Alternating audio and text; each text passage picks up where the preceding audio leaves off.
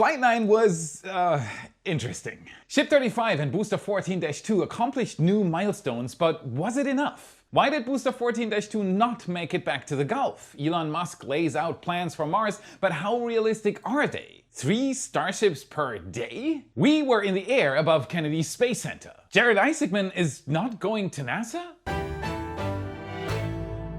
My name is Felix, welcome to What About It, let's dive right in. Starship updates. What a crazy week. Flight 9 is officially in the books and honestly, it is a bit of a relief just to say that. But what comes now? Why did Flight 9 go the way it went? What will SpaceX's changes be and how will the future of a new world of spaceflight play out from here? After weeks of engine testing, spin primes and general flight test anxiety, Ship 35 and Booster 14-2 finally launched from Pad A. It was a very clean liftoff. Hot staging worked and Ship 35 separated smoothly without issue. Booster 14-2 wasn't aiming for a tower catch this time. Instead, SpaceX used the opportunity to have it perform aggressive testing during its descent. The chosen extreme angle of attack was supposed to stress the entire hardware, especially the engines. The plan was to disable one center engine and let a backup engine from the non-gimbaling middle ring help out. The profile called for a belly flop-like descent with early engine shutdown and a hard splashdown in the Gulf. That splashdown never came. It seems that, out of all the teams out there to film the launch, we were the only ones to get lucky and film the explosion of Booster 14-2. Let's take a look together. Even though it was very hazy, it shows a few things. The booster did get to a landing burn ignition, and the explosion seems to have emanated from the engine section. Right after 14-2 tried to fire up 3 engines one last time, it suffered an unknown engine anomaly, presumably from the high-stress descent tests at the time. A bright fireball and a loud boom confirmed its fate. It's not really a surprise when looking at this aggressive flight profile. SpaceX wanted it to break. Back in space, Ship 35 kept flying and the engine cutoff sequence worked. But with a slight spin already introduced and floating ice visible in the payload bay, the PEZ door was unable to open wide enough to dispense the dummy Starlink satellites. Go figure, the reason for this is still unclear. A slight roll turned into a full spin. Massive venting was visible, presumably from the engine bay, attitude control was eventually lost, and neither the engine relight test nor the re-entry sequence was initiated. And just like that, Flight 9 joined its predecessors in the ocean. Loss of main tank pressure is the official statement, so the leak was substantial. What now? Did SpaceX finally close the chapter on its engine issue only to open a new one around valve integrity or attitude control? Is it just another growing pain of Block 2? Or is there a deeper flaw still needing to be fixed? What can be done about the leaks that sprang up? We obviously don't have all the answers, but Elon has already promised a faster launch cadence. One flight every 3 to 4 weeks, at least for the next 3 launches. That means Ship 36 is already waiting and Flight 10 might be closer than we think. Even as we record this episode, Ship 37, as unfinished as it may be, has already completed a round of cryo-testing at Massey's. The next phase of Block 2 has already begun and SpaceX is eager to learn as much as possible about it. But what about the future? What about Block 3 and the overall goals of the Starship program? Is this all just a bump in the road? Teamwork is essential, and creating a Y episode is a team effort too. Even if you don't know it yet, you're very much a part of this team and can help me out easily. Our channel metrics show over 4 million returning monthly viewers who have not subscribed yet. Help improve the channel and double check that you've hit the subscribe button to stay up to date with our updates. Like this video if you appreciate the content and become a Y supporter for extra content. Secure your access to up to 7 picture galleries per week, satellite, aerial and ground photos, and 3D animations. Chat with me and gain more insights on the topic you love. The entire team is waiting for you, you rock. One critical decision for the future of spaceflight has just been changed. Jared Isaacman's nomination for NASA administrator was withdrawn. The White House has pulled the nomination just days before his Senate confirmation vote. Ars Technica's Eric Berger reported that former US Air Force Lieutenant General Stephen L. Quast might be the backup plan. While a great choice, he might not be the inspirational leader and innovator that NASA desperately needs. Isaacman was not just a symbolic choice. He has flown in space, funded high-risk missions like Polaris Dawn, and earned near-universal respect from the space community. Many saw him as someone who could bring real energy to the role with first-hand experience and a deep understanding of the commercial space landscape. As of right now, the only explanation from the White House is that the next NASA administrator is in complete alignment with the president's America First agenda. He publicly opposed the proposed 50% cut to NASA's science budget, calling it not an optimal outcome and urging continued investment in astrophysics, planetary science, earth science, lunar science, and heliophysics. NASA could now be left without a clear direction at a time when programs like Artemis, Mars sample return, and Earth science missions all need innovative leadership. There has not been an official administrator for nearly 6 months now after Bill Nelson left on January 20th. The private sector, though, won't be stopped by this. While NASA might be without a real goal, SpaceX shows how things will continue.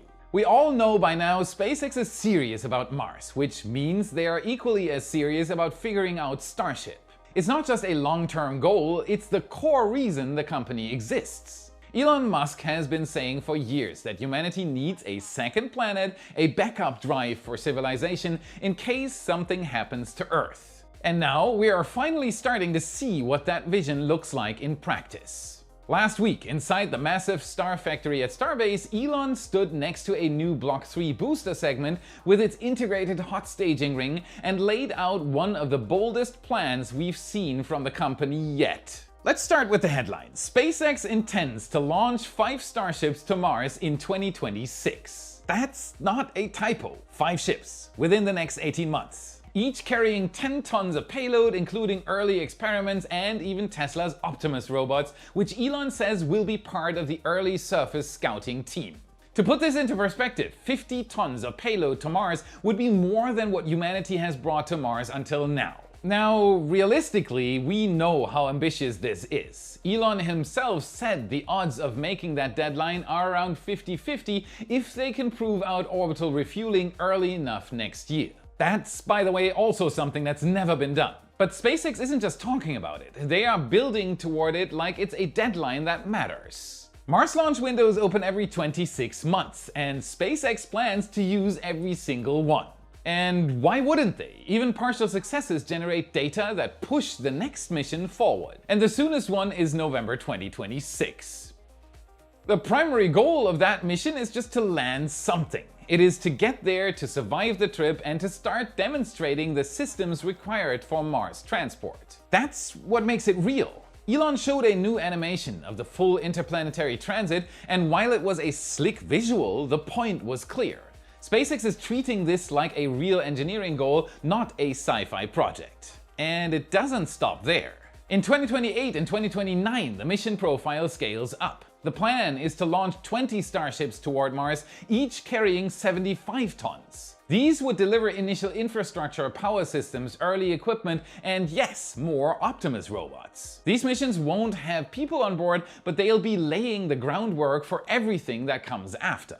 Then in 2030 and 2031, SpaceX is aiming even higher. 100 Starships, each carrying 150 tons of payload. Dude. These flights would carry out major logistics and construction work. We're talking road building, landing pad preparation, habitat modules, and on-site propellant production, all the essentials for a functional Mars base. Is this real? And by 2033, the plan reaches full scale. 500 Starships to Mars carrying 300 tons each. That is 150,000 metric tons of total cargo in a single launch window, an almost inconceivable amount of mass by current spaceflight standards. As said, everything humans have ever sent to Mars across all nations adds up to less than 50 tons. What also adds up to more than 50 tons are the spam emails I get. Let's fix that real quick. The ever-present spam is a serious annoyance. Pesky emails and calls keep irritating, and it is only getting worse. Ruthless data brokers are the driving force here. They keep selling our personal data to complete strangers. Today's sponsor can help you win back your data security. Meet Incogni. You're not alone. Almost half of all Americans are longing for better data protection, and more than 3/4 of Americans fear hackers stealing their financial data. I freely admit I'm being one of them. But in Incogni, I found a reliable partner for data privacy.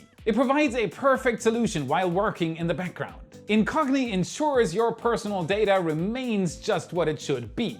Personal. Incogni is offering a fully automated service that is incredibly easy to use. Just sign up, grant Incogni permission to track down the data brokers, and watch it work. Once targets have been identified, it can even handle removal requests for you. Gone are the days when you were annoyed by never-ending spam calls and emails. It's just like having a personal data security officer watching over your privacy. Join me and take control of your personal data with Incogni. Use code Felix at the link below to get 60% off an annual plan. I love this special offer. It's one that really makes a difference. A great way to enjoy personal privacy and support us here at Y. Alright, back to SpaceX's Mars goals. 150,000 tons. This is the kind of mass you'd need to build real working settlements, not just science stations. Not just flags and footprints. Full-scale long-term infrastructure. And yes, SpaceX is already scouting landing zones. Musk mentioned the Arcadia Planitia region as a leading candidate. This area has relatively flat terrain and, more importantly, huge subsurface ice deposits which could be used for both water and fuel production. To support operations, SpaceX plans to deploy Starlink satellites around Mars, enabling surface communications. Latency will range from 3 to 22 minutes depending on alignment. Internet on Mars? Sign me up! Does my plan include Martian roaming? Honey, can you check?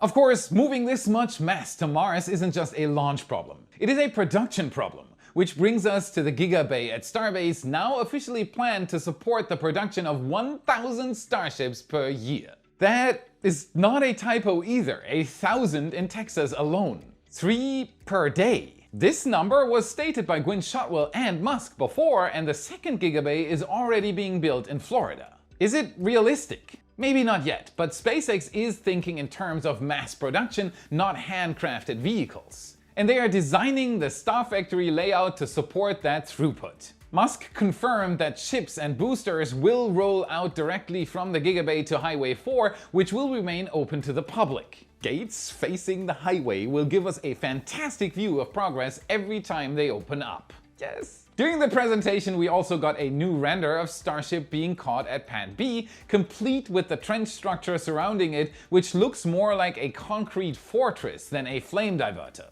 Elon said the first catch attempt could happen within the next 2 or 3 flights, possibly as early as flights 10 or 11. He said this before as well. 2 Block 2 Starships need to perform a nominal re-entry. That's the milestone they need to try for a ship catch. We also saw the first ever up-close video of a Raptor 3 engine test at McGregor. These engines have now surpassed 16,000 seconds of combined runtime, or about 4.5 hours across more than 300 full firings. That is a huge amount of data to feed into future designs. They've also made significant progress on Raptor 3 vacuum engines, which will eventually be installed on Block 3 Starships as well. Also, a 9-engine variant of Starship is planned eventually, but SpaceX will stick with the 6-engine format for now. The 9-engine variant will be able to carry vastly more cargo, up to 200 tons. Remember, all Raptor 3 engines have a built-in heat shield. That allows SpaceX to delete the currently installed heat shielding on the ship and booster, thus saving weight. But one of the most critical remaining milestones is orbital refueling, and guess what? We got a new render showing a clearer vision of the system. This render shows a classic probe and drogue docking system used since Apollo and still standard on Soyuz. It also features a second quick disconnect on the active ship. Elon reiterated that proving this system in flight is absolutely essential, and if they can do it successfully sometime next year, the 2026 Mars shot becomes a very real possibility. One particularly interesting detail on the new Block 3 booster is the grid fin layout. Instead of the 4-fin setup we got used to, the new design has 3. And they are arranged in a T-shape around the upper section of the booster. That leaves one side completely blank. At first glance, this seems unusual, but here's a working theory based on what we've seen and what SpaceX has hinted at during previous test flights. During the Flight 9 launch stream, they've described using an engine shutdown controlled flip maneuver during descent. We've even got a view from inside the Starship engine bay. They did this for the first time. A practice run to make very sure that the booster ends up on the right side. The booster will glide on one side through most of its atmospheric return. If it stays on one side reliably, only 3 grid fins might be needed to maintain aerodynamic control. The 4th fin on the unused side would have minimal effect and could be eliminated without impacting performance. This also ties in with the revised chines on Block 3. They now appear even more asymmetrical, possibly positioned to generate aerodynamic forces that complement the one-sided grid fin configuration. The booster body itself may be helping to steer during the glide. The chines are basically acting as fixed aerodynamic control surfaces similar to a tail fin on an airplane. Once the landing burn begins, the grid fins are no longer the main control surfaces. At that point, the Raptor engines and gimbals take over. With no significant need for grid fin authority in the final phase, the 4th fin becomes unnecessary. If this theory holds, it's a smart optimization. Less hardware, less mess, and one less point of failure.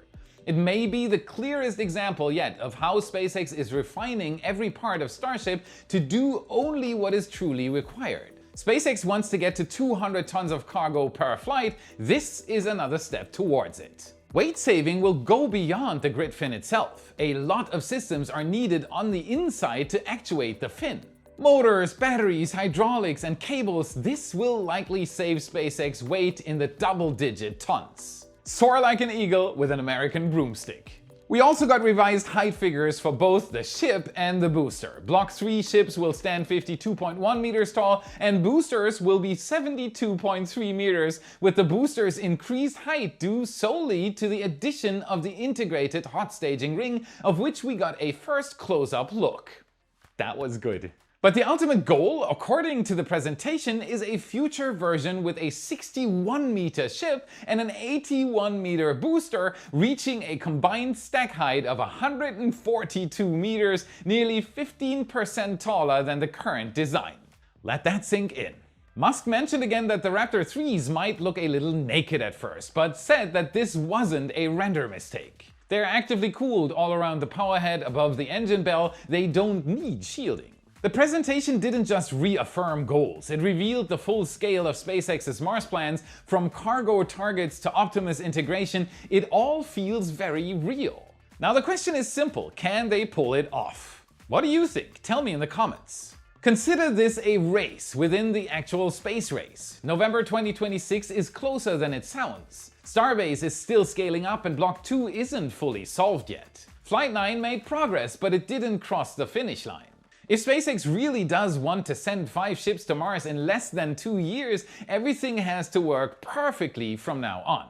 I think there still is a slim chance, but what if they don't make it? Simple, they'll use the next window. They have one huge advantage compared to anyone else. Starlink revenue output will soon surpass NASA's annual budget. That is not a joke, unfortunately. Current predictions see it pass NASA's budget toward the end of 2026. SpaceX has such an incredible amount of its own funding without any tax money that it can work on its solution as long as it wants. There's no real question if SpaceX can continue this. They will. The real question is just when a Starship will land on Mars, not if. Also, why media is hiring again. Our amazing assistant Carrie will be leaving us soon, and we are looking for someone just as reliable and organized to take over. If you are incredibly organized, reliable, and self-sufficient, come aboard the hype train. You'll be responsible for payroll, handling US tax documents, and keeping our financials in order. But it doesn't stop there. You'll be at the heart of what makes Y what it is. If you're great with numbers, love keeping things structured, and can work independently with precision, check the link in the description. Fill out the form and maybe you'll be the next person helping us bring spaceflight news to the world. Welcome aboard.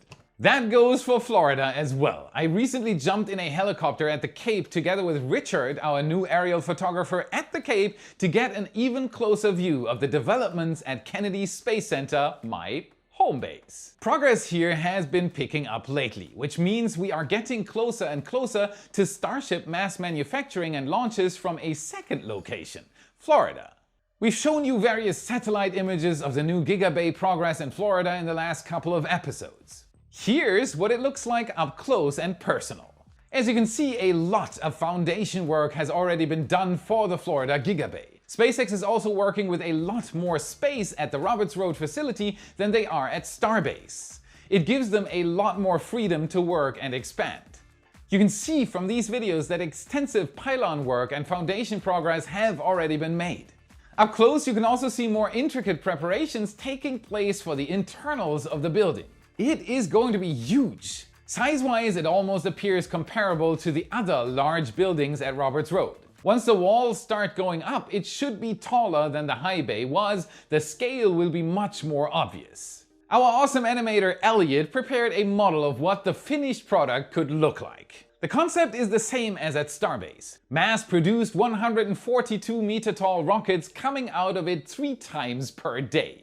This again shows that the question is not if SpaceX will do this, but when. Peeking inside the construction tent at Roberts Road shows the new Starship launch mount for Pad 39A progressing. My current estimate is that this piece of launch hardware should be 4 to 6 months from being finished. All this keeps confidence high that SpaceX is still aiming for Starship flights from Florida late this year or early next year. Shout out to Richard and John, you guys rock! And what do we have here? These appear to be the first base structures sited for the start of the Cape's second Starship launch tower. We've known for a while that SpaceX is planning on building a second Starship launch site, just like they are doing that at Starbase, and this might be proof that pieces for the next tower are on site. In case you're wondering how long it took to stack the tower sections at Pad B in Starbase after sections were built and shipped from Florida, it was 41 days. Hopefully, we'll start to see more tower sections being assembled soon. Finally, we were also able to spot some Falcon 9 fairings. Look at the size of these things compared to the rescue boat on the deck.